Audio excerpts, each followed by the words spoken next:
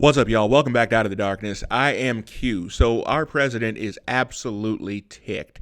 He is hot under the collar, and he is especially ticked off at the Supreme Court. Now, I know you're probably thinking because of the cases that the Supreme Court refused to hear. That's actually, he hasn't even addressed that yet. Lynn Wood did, and we'll talk about that a little bit later, but President Trump didn't even address that. What he did address was the Supreme Court allowing the New York prosecutors to access his taxes in order to continue to mistreat him and to continue to harass his family and their business. Guys, I can get it. I understand. President Trump did more for this country than any other president in my lifetime. And I will say it again. President Trump did more for the United States as a whole, the United States, than any other president in my lifetime. And instead of thanking him, instead of making a monument and giving him the praise that he deserves, they've done everything they can to obstruct him. They did everything they could to ruin his presidency. That man accomplished so incredibly much in the 4 years that he was in the White House. Can you imagine what he could have accomplished if he would have just been given an ounce of respect? And so now they are allowed to access his taxes. Now, I would argue that President Trump is probably the cleanest president that we have ever had. You had the House Minority Leader, Chuck Schumer, or the Senate Minority Leader, Chuck Schumer, okay? He came out and made it very clear that you don't want to mess with the alphabet boys, the FBI, the intelligence officers, because they will make your life hell. And he was calling a shot. They did everything they could to make Trump's life a living hell. They went through everything. And for 4 years, you had our best and our brightest intelligence officers looking into every single deal that they could. And finally, when it was all said and done, all they could do was a phony hoax of Russian interference and then a phony hoax of Ukrainian interference, when the only one who ever interfered or ever colluded was Biden.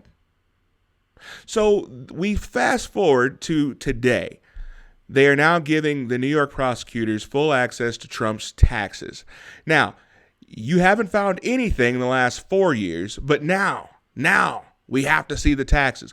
Why? Why are we going after the former president of the United States? I mean, because if that's the precedence we're going to set, I'm all for it. I'm all in. Please put me in the game, coach, because I would like to go after Obama for things like droning U.S. citizens. That's a real crime. Unconstitutional executive orders, including but not limited to the Unaffordable Care Act, the Benghazi situation. We had brave men and women, both civilians and soldiers, that were killed because of his negligence. It happened on his watch. And then add Fast and Furious into it, where he was running guns to the cartel and then lost them.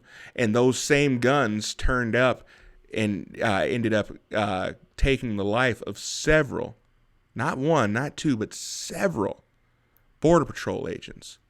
And these are the same damn people, forgive me, but these are the same people who want to take our guns away, but they were giving guns to the cartel? Do you see the ludicrous nature of what we're dealing with? You can understand why President Trump is pulling his hair out, because he's trying to figure out, all I ever did was try to make things better for the American people. And now the Supreme Court is saying, yeah, take his taxes, look at him. He's a private citizen at this point, for God's sake. But I get it. I completely understand. He's a threat to them. You know it, I know it. They have to destroy him, because if they don't destroy him, they know that he will come back and he will haunt them the rest of their days. It's coming. It is coming. I know we got the Debbie Downers out there. I know we got the guys out there. Oh, America is lost. America is lost. America's not lost. We're just getting started. America's better days are in front of her. And we've always risen above adversity. That's what makes us exceptional. That's what makes us Americans. And we have fantastic leadership, and we will not concede. Have a great day.